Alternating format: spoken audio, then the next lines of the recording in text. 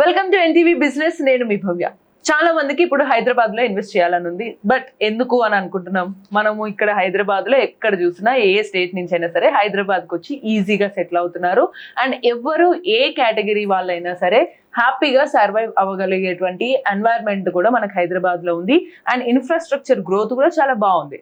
But Hyderabad లో invest చేస్తే ఎక్కడ ఇన్వెస్ట్ చేయాలి, ఈ డౌట్స్ మాత్రం మనకి క్లారిటీ లేదు. కాబట్టి దీని గురించి మరిన్ని వివరాలు మనము realtor oxygen founder and CEO Nandi Rameshwar Rao గారిని అడిగి తెలుసుకుందాం. హలో సార్, ఎలా ఉన్నారు? సూపర్ సార్, ఇప్పుడు హైదరాబాద్ లో ఇన్వెస్ట్ చేయాలని చాలా మంది ఇంట్రెస్ట్ చూపిస్తున్నారు. అఫ్ కోర్స్ మనము చూస్తూనే ఉన్నాము ఇక్కడ హైదరాబాద్ లో గ్రోత్ ఎలా ఉంది కొన్ని ఏరియాస్ లో అని. సో చూస్తూ ఉండగానే ఈ ఏరియాని గుర్తుపట్టలేకుండా అయిపోతున్నాయి, అంత వాస్ట్ గ్రోత్ మనం చూస్తున్నాం అనమాట. సో ఈ మూమెంట్ లో మనం హైదరాబాద్ లో ఒకవేళ ఇన్వెస్ట్ చేయాలి అంటే ఎందుకు ఇన్వెస్ట్ చేయాలి అనేది నేను ఆల్రెడీ చెప్పాను, ఇంకొంచెం డీటెయిల్ గా చెప్పండి. ఇది పెద్ద విషాదగాథం.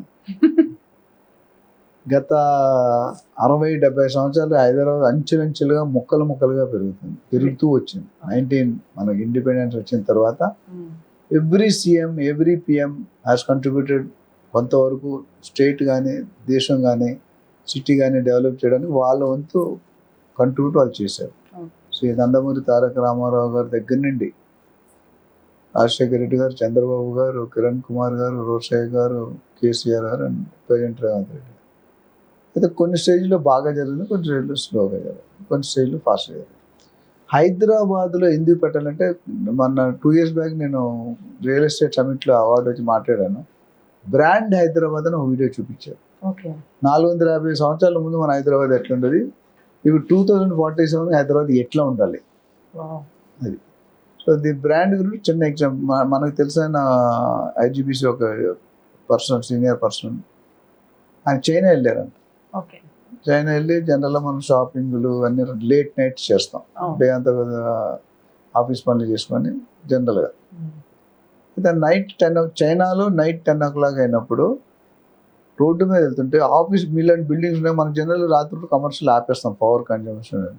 వాళ్ళు ప్రతి బిల్డింగ్లో కూడా నైట్ అంతా లైట్లు వేసి ఇస్తున్నారంట. అప్పుడు ఈ పర్సన్ వెళ్ళి అడిగారంట, ఎందుకు మీరు పవర్ వేస్ట్ చేస్తున్నారు, లైట్లు అన్నీ వేసుకొని, ఎంత కమర్షియల్ కాదు చాలా కష్టం అంటే, మీ ఆలోచన తప్పు సార్ అన్నాడు. ఏమైంది అని, ఈ లైట్లు పెట్టే చైనా అంటే ఏంటో మొత్తం ప్రపంచానికి చూపిస్తామని చెప్పాడు. That's brand China. చాలా పెద్ద మాట అది.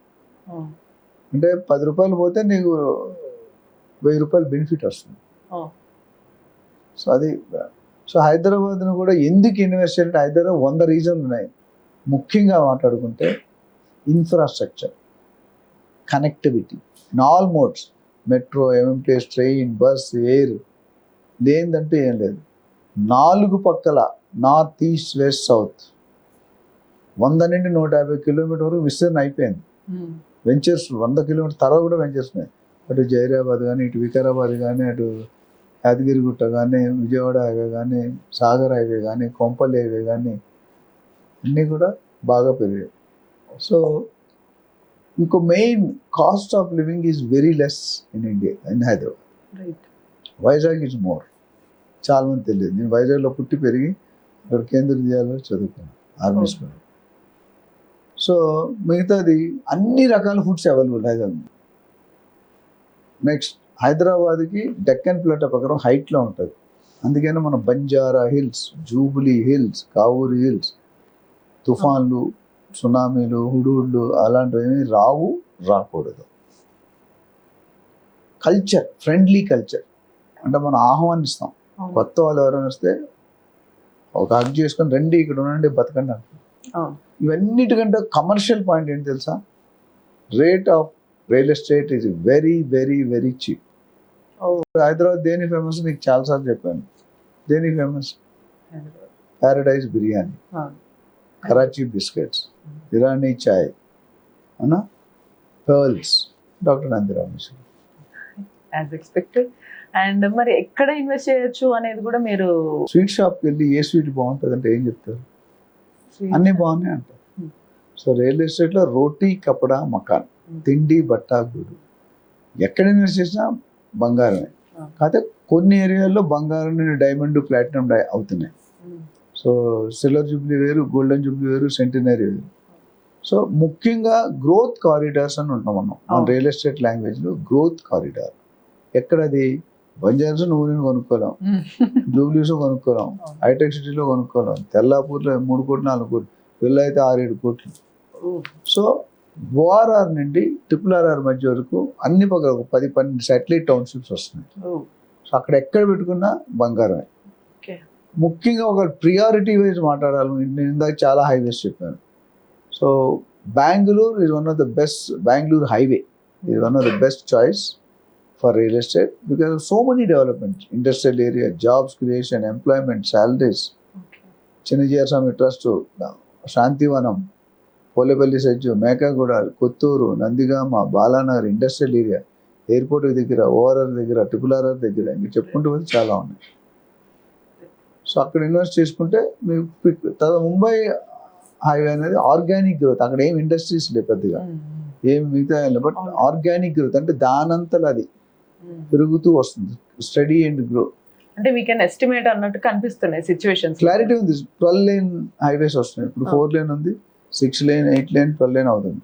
12 లేన్ అంటే ఎంత రోడ్ ఉంటుందమ్మా? రైట్. చాలా పెద్ద.